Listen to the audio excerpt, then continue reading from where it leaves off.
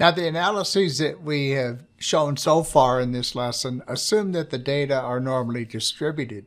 But what if they're not? What if the data are not normally distributed? Can you still use the statistical method to help you analyze the differences in the values from the different treatments, say, of growth? The answer is yes, and what you need to do is to use a non-parametric method. And I'm going to show you a non-parametric method that's called the Kruskal-Wallis test, and it's the non-parametric counterpart to one-way analysis of variance. And again, being non-parametric, it's not going to make any assumptions about the distribution of the results. Now, what we're going to do when we do a non-parametric test is we're going to analyze the rank orders of the data set. So assume there are no differences, say, between the three different growth values.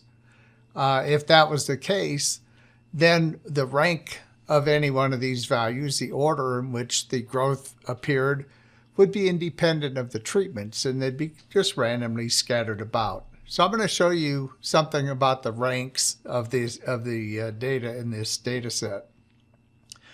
Excel has a function called rank.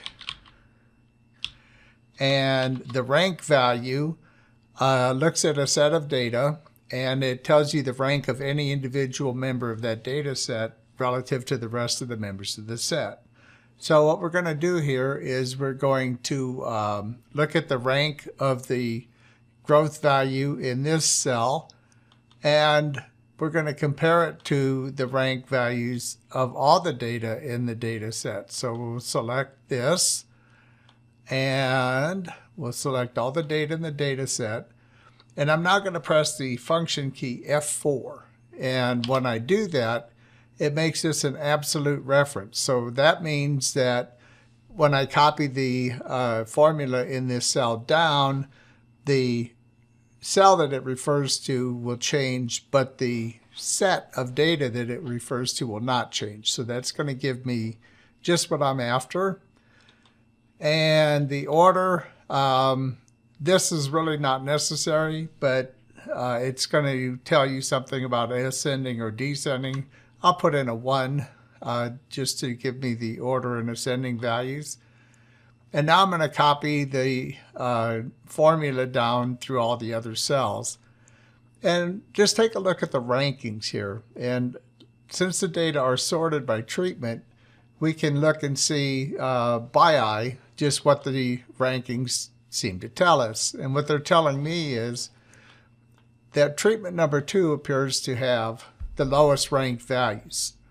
Treatment number 3 appears to have the highest values, and treatment number 1 produces growth values that are ranked somewhere between the values in treatments 2 and 3. So that's what my gut's telling me. But let's look at the Kruskal-Wallis test to see statistically if the results match what I'm feeling in my gut from just this casual view. So go to Minitab, and again we're going to look at growth by treatment. We'll go to the Stat menu, and the Kruskal-Wallis test is called a non-parametric test. So we're going to go down to the non-parametrics, and we're going to pick Kruskal-Wallis. And the response we're interested in is growth. And the factor we're interested in is treatment. There are no other options in the Kruskal-Wallis test, so I'll just click OK. Now, the Kruskal-Wallis test is looking at ranks, as we said, and it shows us that the mean rank of treatment 1 is 7.7, treatment 2 is the lowest at 4.3, and treatment 3 is the highest at 12.7. So that's consistent with what my gut was telling me, but what we need is a statistic to tell me whether or not these are actually real. The hypothesis being tested with Kruskal-Wallis relates to the median. So the central tendency is the median, or the 50-50 split, not the mean. So ANOVA is looking at means, Kruskal-Wallis is looking at medians. The p-values are 0.013, so that's less than 0.05. So we conclude that the medians are different between the three treatments. The p-value in the ANOVA was 0.003, so this one is about 4 times as big. That's because the non-parametric methods are less powerful than parametric methods, and if the assumptions are met, we prefer to use the parametric methods because of that greater power. But nonetheless, the conclusion is the same. There are differences, and the meeting rank tells us which groups are different from one another.